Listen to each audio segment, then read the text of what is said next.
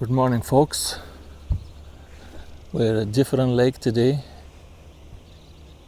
I don't know if you can hear the sound, but this lake is actually spilling water. Not much, but it is spilling.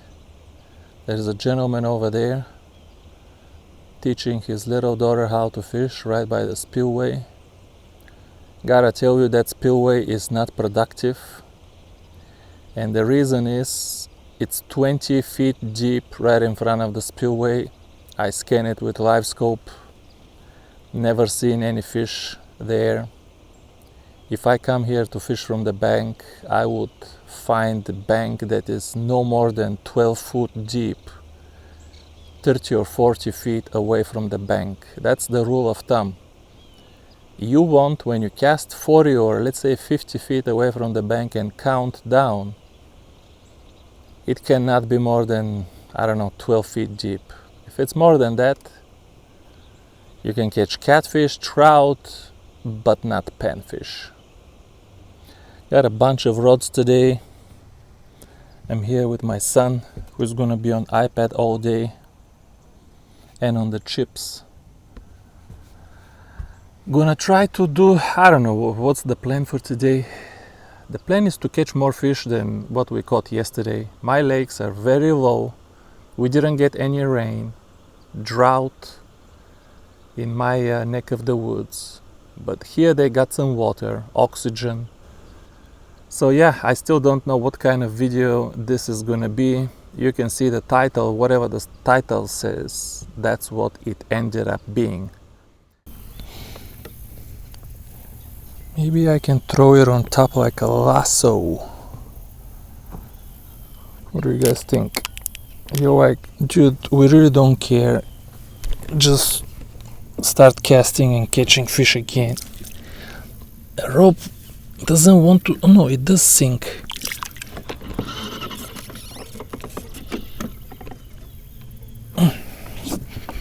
I think it may work. Oh, come on, sink. Sink more. Sink a little bit more. It is sinking. It will work. I'm telling you, it will work. Come on, grab it. I'm telling you, it will work. It will hold me just enough. Alright, folks, we retired a bunch of lures. But these fish here appear to be shallow. But when they're suspended like this at the mouth of the cove without a brush, that one took it down.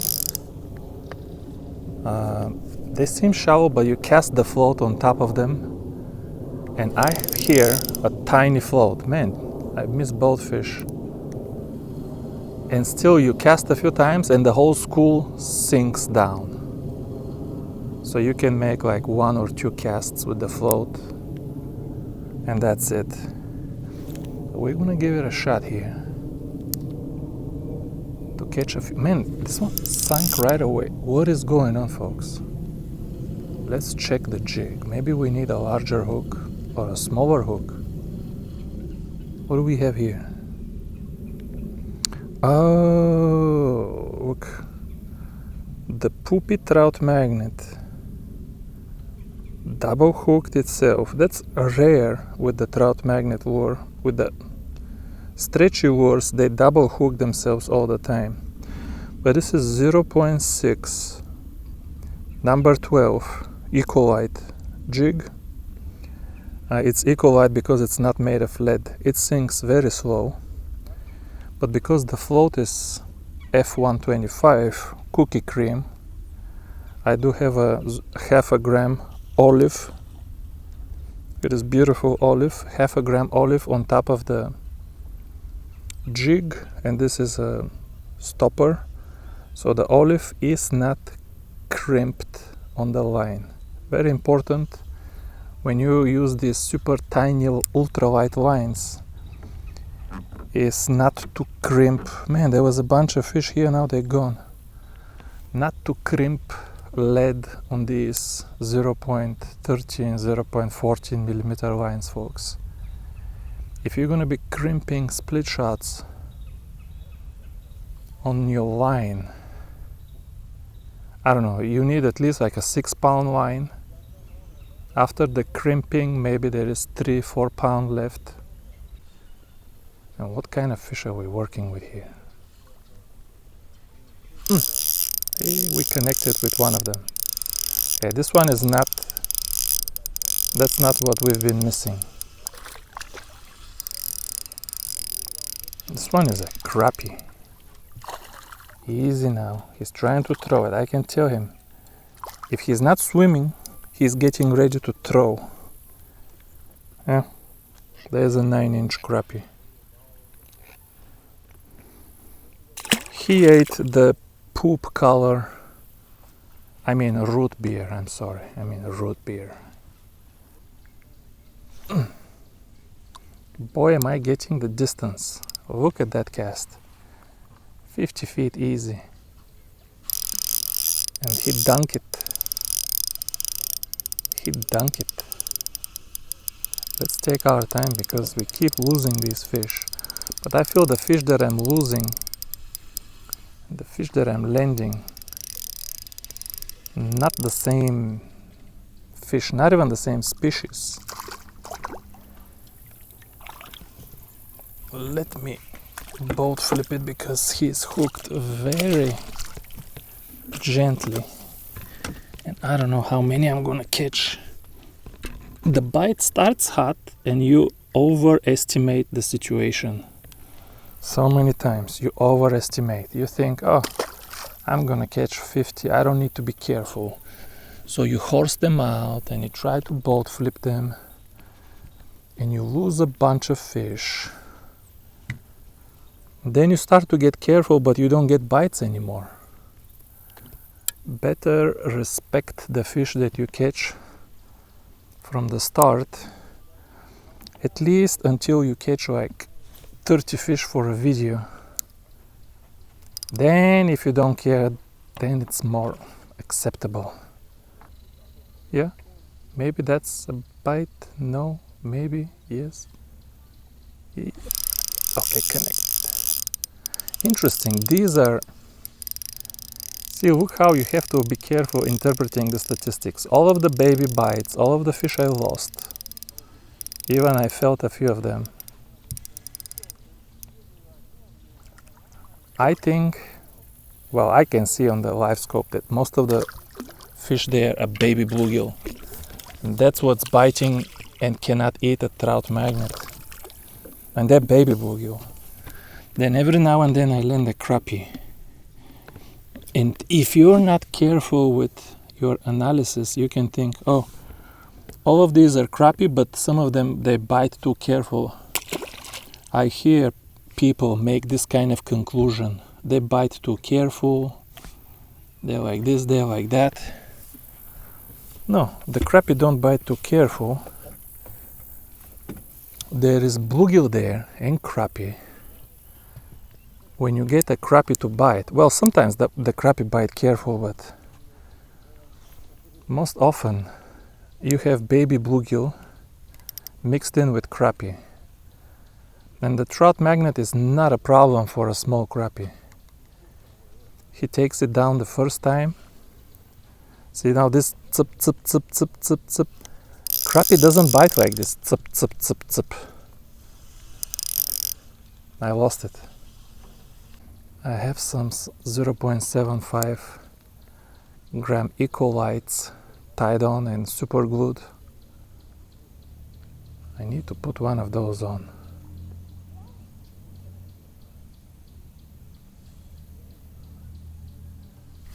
There's one.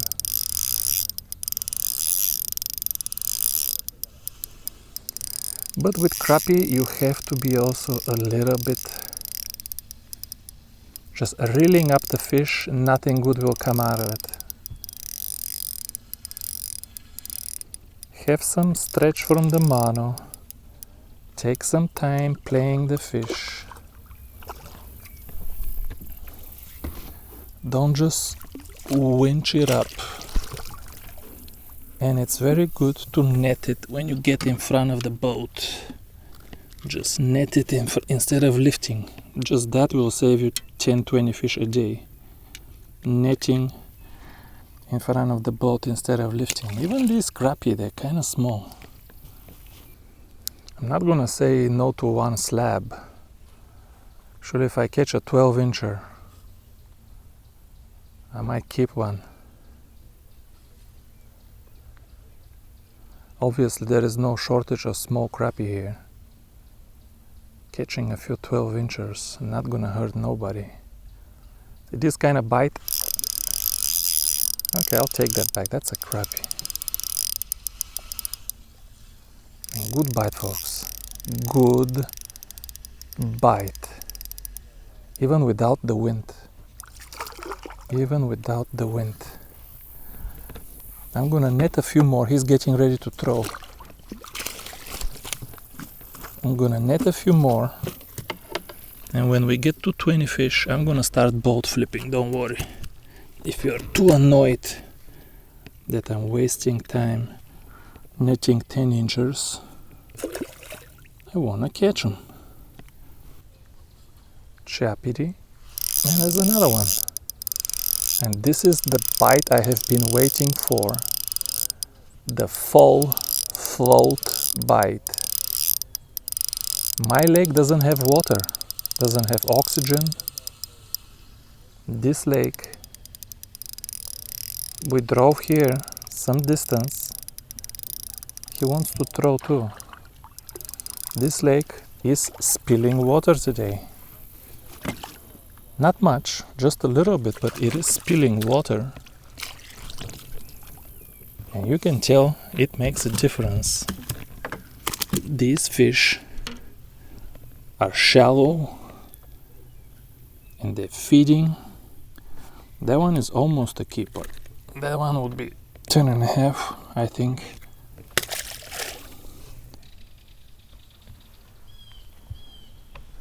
Boom. He's here. Yeah, that's a school of small crappie. That is a school of small crappie, and I am so hungry. I'm so hungry. Usually I catch 20 or 30 and I go pursue different opportunities. I have left fish too many times, folks, and then cannot find nothing. Let me tell you, I will work this school right now. It's been a long summer without a good bite. I will work this school until they stop biting. I ain't going nowhere. I'm gonna stay here and catch 100 of them. I might put only 20 on the video, but I'm gonna catch every last one of them willing to bite. Come here. Oh, there's another one. Man, good bite. This doesn't feel like crappie, but I'm not gonna say no to a what? Okay, I will say no to yellow bass. Now the yellow bass in this lake are very often a great sport. These 10 and 11 inchers, they will start running like a striper. On my tackle, I have videos from here. They will run like a striper. Sometimes you have like a little, what is it called? Gust, but it's not even gust because it's not like 20 miles per hour. Just a little sniff or blow of wind. Just when you're casting. And these floats, if you have some wind against them, because they're very light, they're made of balsa. And the reason they're made of balsa, so they can be very small. I want the smallest possible float that can support 1 gram. So when it hits the water, doesn't make any noise. And also because I like small things for ultralight fishing. Small jig, small reel, small line. It's about small stuff when you do ultralight fishing. You're catching small fish in the first place. But to make it small, you can make a float with, shouldn't be saying all of my secrets, but you can make a float with 1 gram capacity from Paulovnia wood, like thill. It will have the same capacity and it will be stronger, because balsa wood is not strong either. It's like styrofoam, pretty much like styrofoam.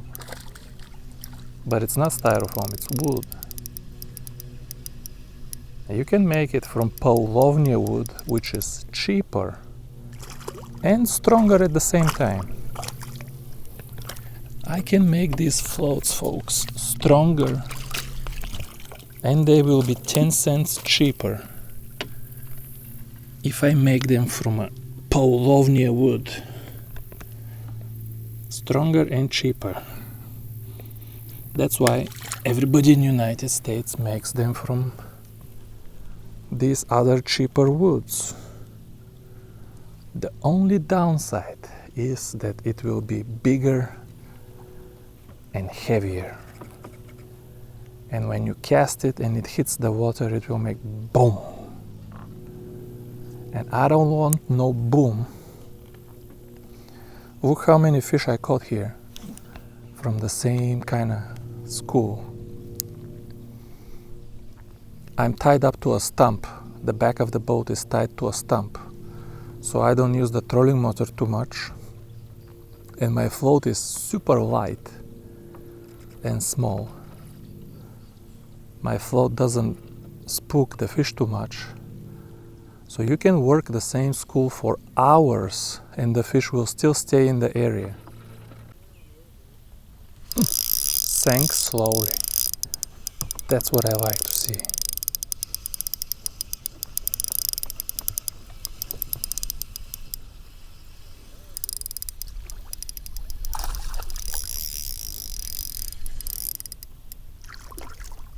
Yeah, buddy. Man, I've been waiting for this bite for months. I know they're not big, but I've been waiting for this bite for months. I might go to, if the bite is finally picking up, to a few lakes that are actually closer to home with bigger crappie. If I know the bite will be good, I will go. Because they have big crappie, but the bite is so difficult there. Like all day for 10 fish, unless you're meat hunting, in which case it's worth it because you can catch 10 fish and 8 will be 12 inchers. Okay, let's get back to the left. Keep switching left, right, the same group of fish.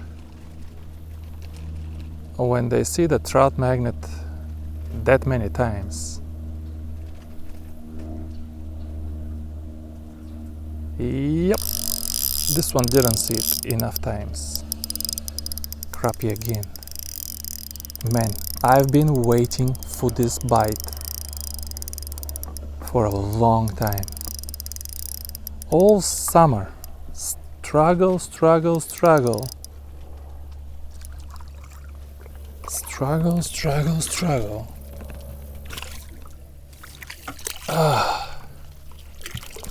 Tell you the truth, when it comes to small crappie, Illinois was easier. 13 and 14 inchers are very hard in Illinois, well, around Chicago. Well, even around Chicago there is, if you know where to go, like Lake Michigan doesn't have a lot of crappie, but if you can find them around these marinas and stuff, Lake Michigan has, I have seen videos, 15 and 16 inch crappie. Lake Michigan has monster everything. They're still here, I know they're here. Just a matter of changing something. Maybe a different color trout magnet. Maybe a different color, maybe even put the black on black a little bit. I use the trout magnet when there's a lot of bluegill, because I don't care if they rip the lure. But if it's only crappie, I don't mind using the black on black. That's what it's for, actually. Slow sink. There's one more. Man, I have been waiting. Folks, even if you're lazy, you're tired of blanks. In the fall, after the rains though, it's not about temperature, it's not about the time of the month, it's in the fall after the rains, the bite just opens up. That's the time to go fishing. Oh, this is a white crappie. There's no way I can... Slow sink. Okay. Good. Good, I say.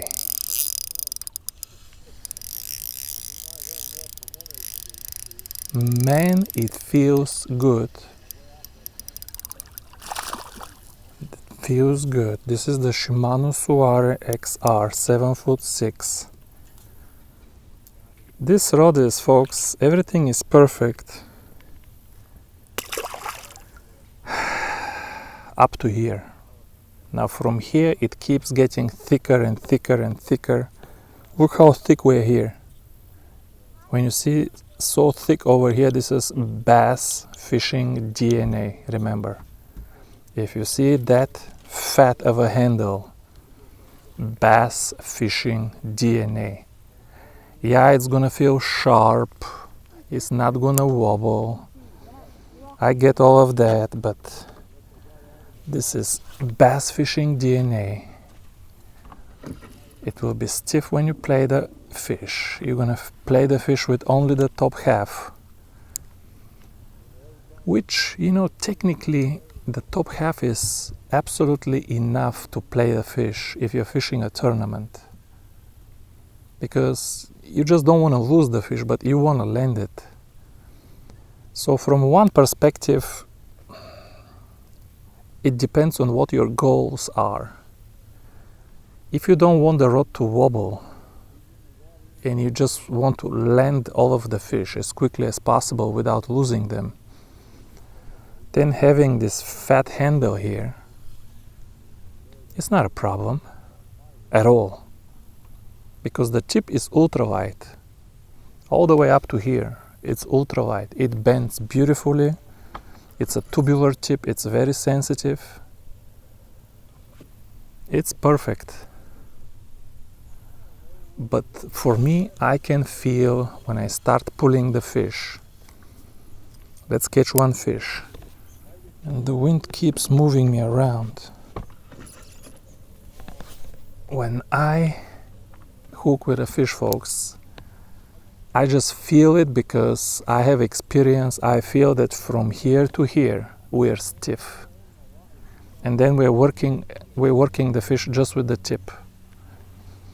And even if working the fish just with the tip is sufficient for landing the fish, for everything, it just bothers me.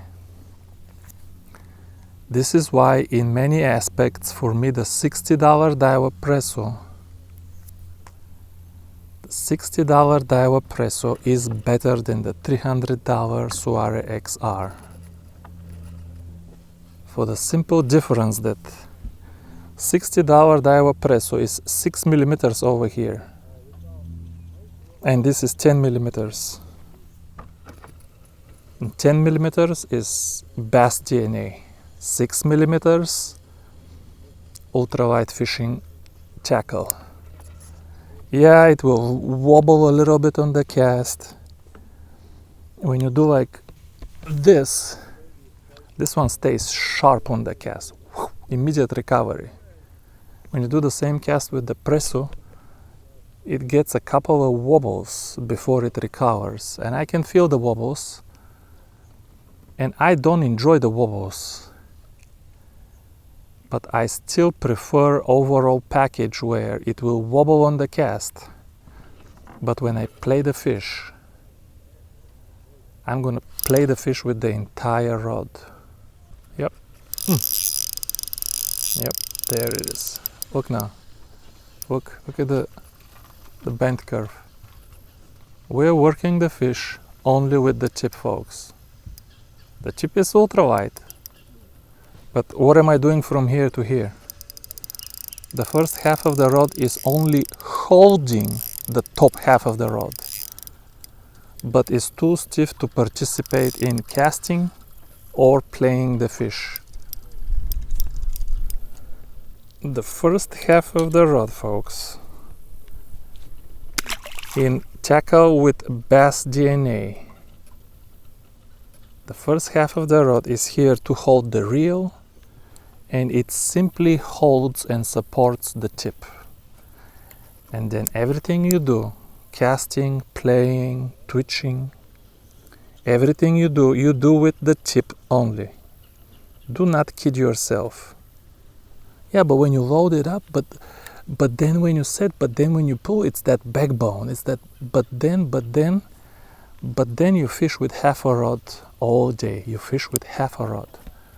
That's what happens with the fat butt. You fish with half a rod. Don't kid yourself. Yeah, it doesn't wobble. Neither does a broomstick. Broomstick doesn't wobble at all. But it's not very enjoyable. Do not kid yourself, it's important. If you prefer it, if you prefer that trade-off, if you prefer the sharp feel, which I like the sharp feel on the cast, I really like twitching the float with this sharp tip. I like it. There is pros and cons.